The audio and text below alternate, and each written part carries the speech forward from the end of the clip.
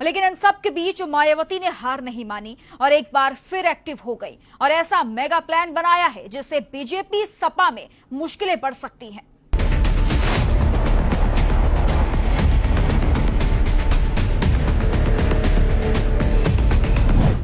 दो 2024 के सपने देख रही मायावती ने बीजेपी और सपा के खिलाफ चक्रव्यूह तैयार कर लिया है। अस्तित्व बचाने में जुटी मायावती इस बार बीजेपी एसपी के सामने चुनौती बन के खड़ी हैं, लेकिन इन चुनौतियों से कैसे पार पाया जाए, इसके लिए बसपा सुप्रीमो मायावती अब एक्टिव मोड में नजर आ रही हैं। साथ ही मायावती ने अब एक मेगा प्लान भी बना लिया है, जिसके बाद से सियासी गलियारों से लेकर जनता तक काफी हैरान नजर आ रही है।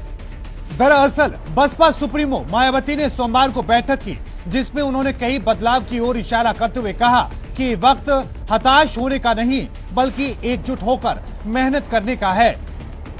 इसी के साथ मायावती ने ऐसे 10 तरीकों का भी जिक्र किया जिससे पार्टी को रिवाइव किया जा सके।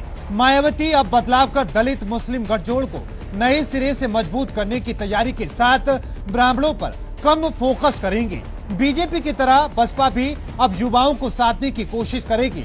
शायद इसीलिए मायावती के भतीजे आकाश आनंद खुद मोर्चा संभालते हुए नजर आएंगे। इतना ही नहीं, बसपा अब यूपी, पंजाब, उत्तराखंड में सर्वे करने की तैयारी में है, जहां लोगों से सीधा संपर्क किया जा सके। मुद्दों पर जोर देने के लिए कार्यकर्ता अब सड़क पर उतरने की तैयारी में है। इतना ही नहीं, नेताओं और कार्यकर्ताओं की नाराजगी को दूर करने के लिए आकाश आनंद को जिम्मेदारी सौंपी गई है। छात्र, कर्मचारी, वकीलों पर भी जोर दिया जाएगा, जिसके लिए उनके अलग वर्ग भी बनाने की तैयारी में है बसपा। सोशल मीडिया में कम एक्टिव होने की वजह से अब युवाओं को सोशल मीडिया की कमान सौंपी जाएगी। साथ ही हर महीने जिले स्तर और 2 महीने में जोन मंडल स्तर तक की बैठक की जाएगी। आकाश आनंद के साथ मायावती हर 3 से 5 महीने में सभी जिले और जोन की समीक्षा करेंगी। मायावती के प्लान के बाद से सियासी पंडितों का मानना है कि मायावती को ये आज से साल भर पहले ही कर लेना चाहिए था, जब 2012 में उन्हें हार मिली थी। हालांकि ये प्लानिंग बड़े रणनीतिक बदलाव की ओर इशारा कर रही है।